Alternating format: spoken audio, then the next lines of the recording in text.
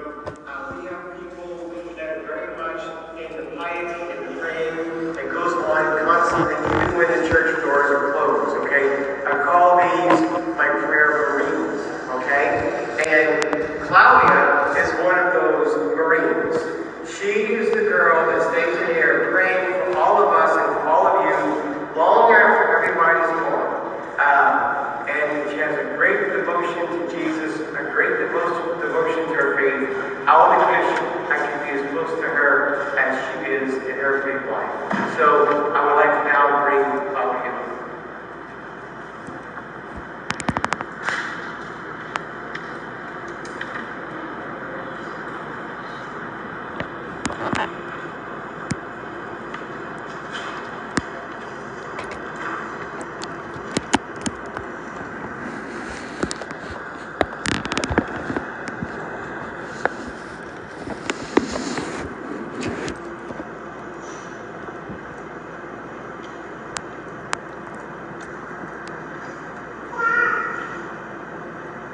Sorry, just trying to adjust this. But anyway, my journey started with the Mother of Sorrows. It all began here in this church. I wasn't very familiar with this devotion or this rosary that was with it. A friend suggested coming here for the Novena, and I liked Our Lady a lot, so I came with her. After that first Novena I attended, I became intrigued with Our Lady's Seven Sorrows Rosary. I decided that since the Blessed Mother wanted it especially said on Tuesdays and Fridays, I would incorporate it in my Tuesday holy hour that I go to every week. It was in this same Novena that this very year, that the Blessed Virgin showed me all my sorrows compared to her sorrows. She walked me through each and everything in my life in the past 8 days. I could never even complete a rosary. She's bringing pictures in my mind. I would get as far as the fourth mystery, and I had to stop because I had to say, God, you want me to talk about that? Well, each moment she vividly displayed before me. I had been filled with this, I thought this chapter of my life was filed away. I want to add that as I prayed this rosary, concentrating on each mystery, I felt like the Blessed Mary was smiling down on me and giving me a little knowing, saying, give me my peace right now.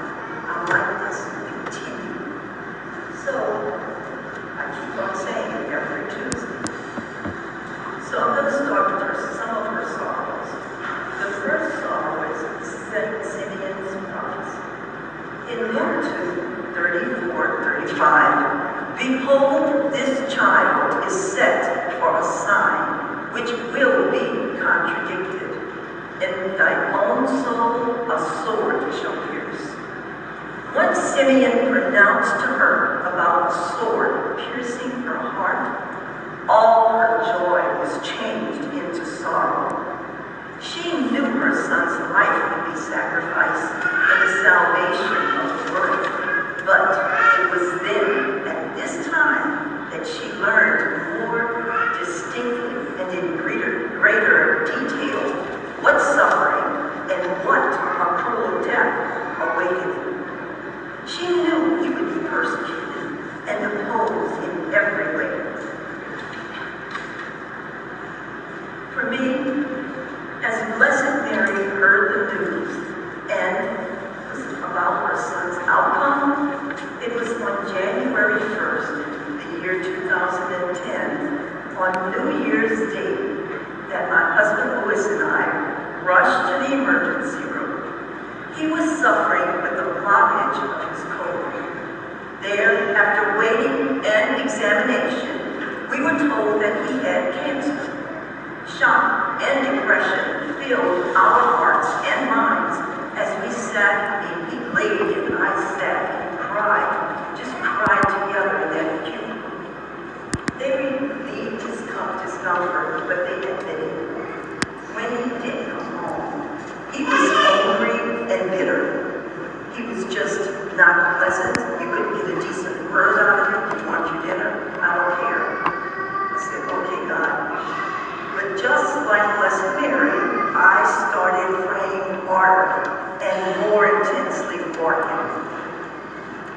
during this time, also in these first 3-4 months, he mellowed. He accepted the fact that this is it, and you have to work with it. So he started evangelizing in his own way. He'd go out early in the morning with the garbage men, flashing his shirt up, showing them his rule to tell them, take care of yourself. You're not supposed to, just make sure you don't get this, you don't want this. I said, oh my God. But it was funny to see it, but the men were horrified, and at the same time, they understood what he was trying to tell them. The Blessed Mary, she heard the news about her son's outcome. Oh, no, sorry. The next sorrow is the flight into Egypt. After the purification in the temple and Christ's presentation to Simeon, an angel appeared in a dream to St. Joseph and told him, arise, take up the child and his mother, and flee into Egypt, in Matthew 2:13. Herod felt threatened about his kingship and wanted to kill this potential threat. So, St. Joseph, Blessed Mary, and the child Jesus fled to Egypt. Their road was rough. Along the way, they suffered from hunger, thirst, robbers, and snakes. They simply offered their sufferings to the Father for mankind, but God provided their needs. For me, the flight for us wasn't into Egypt, but it was to Texas. Our children felt that the doctors weren't doing enough for their father. So they managed to have him get transferred to a hospital in Houston. When we arrived at the hospital, they really did accommodate him and give him stronger meds to relieve the pain that it just wasn't going away. He started to have more and more. They made him more comfortable and made him feel like a person. They heard him. Anything he needed, they were willing to give it to him.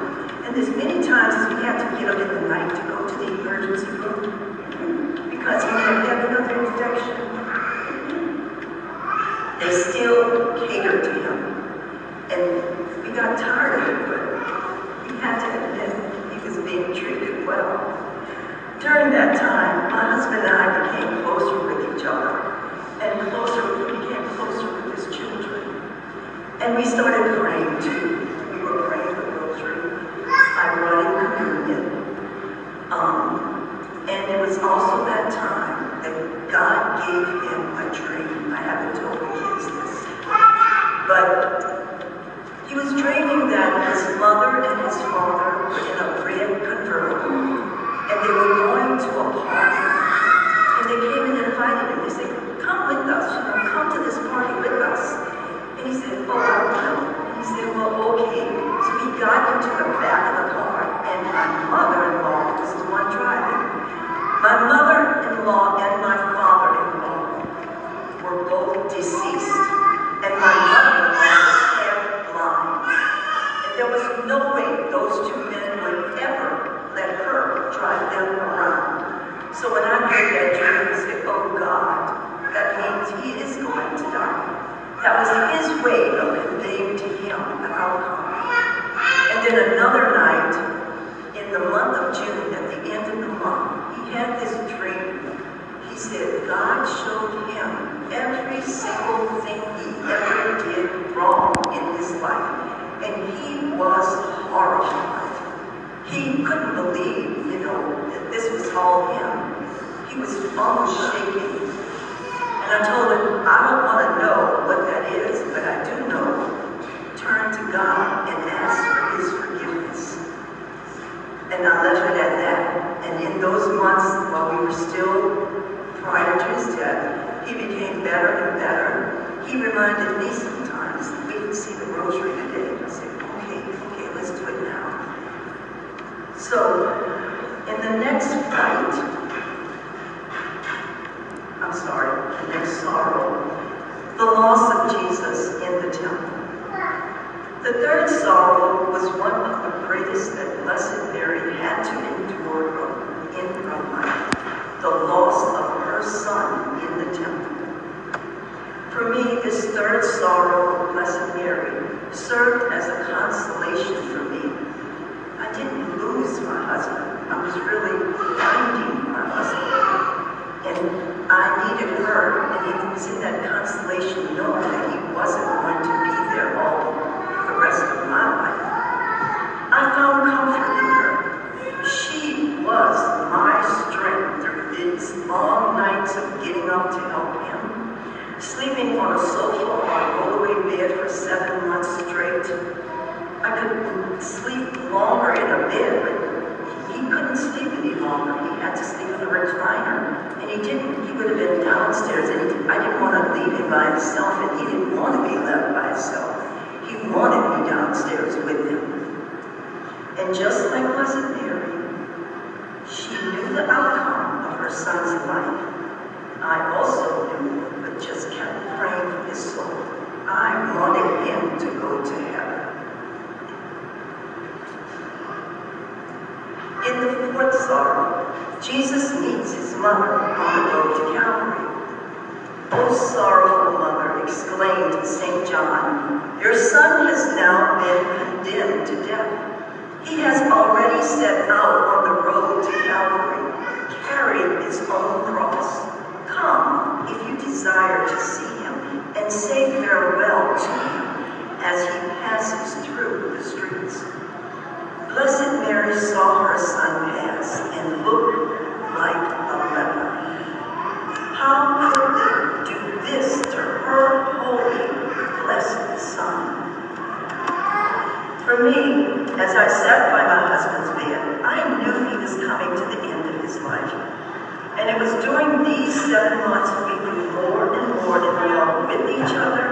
We communicated about things and what was going to happen next and what I should do next, and just grew stronger together. We prayed together, went to Holy Mass when he could, and since I was a Eucharistic minister, I brought him Holy Communion when he couldn't. There were even times I had to say that I might have forgot to say the word. He reminds me. He said, "We didn't say it." And if he was in heaven, he'd say, "Could we not do all the long prayers afterwards?" And say, okay, slow that down. He knew the end was near, so before we had to go to the hospital, he called all his relatives and friends and asked their forgiveness. He relinquished his power as the head of the family to his sister, something he normally would never have done, but he was in a kinder state. He was letting go of the old him and holding on to the new that God was forming in him. The fifth sorrow, the death of Jesus. There stood by the cross of Jesus, his mother, in John 19:25. St. John did not feel it necessary to say more. Remain for a while on Calvary and consider the fifth sword, which transfixed the heart of Blessed Mary, the death of Jesus. Blessed Mary revealed to St. Bridget, "I did not leave him, but stood nearer the cross." For me, just as Blessed Mother stood by her son, I stayed with my husband, hardly leaving his side. And if I had to leave for food or anything else, he asked whoever was there watching him, "What's taking her so long to come back?" So I have to rush back. For me, God gave us a time of just bonding together. It was during these times that I asked my husband's forgiveness for all the things I may have done to hurt him during his life. And then I told him that I forgave him also. We just held each other's hands and cried with each other. Because he knew I really meant it, he meant it too. Eventually this pain grew worse, and the doctors told me to gather the family for their goodbyes. On the day he died, we had gathered together and prayed the rosary, followed by the Divine Mercy Chaplet. Afterwards, some of the family started chatting about insignificant things, And I quickly called everyone's attention to say another rosary. And the reason I did that is because I could see this is a time of reverence. This is a time that a soul is about to leave this world and go to his Maker. He needs prayers, or whomever they are, they need prayers. They don't need chit-chat and gossiping and just junk being said in the presence of someone dying or eating food. Be respectful. But I was kind, and all I said was, let's just start another rosary. And it was during that time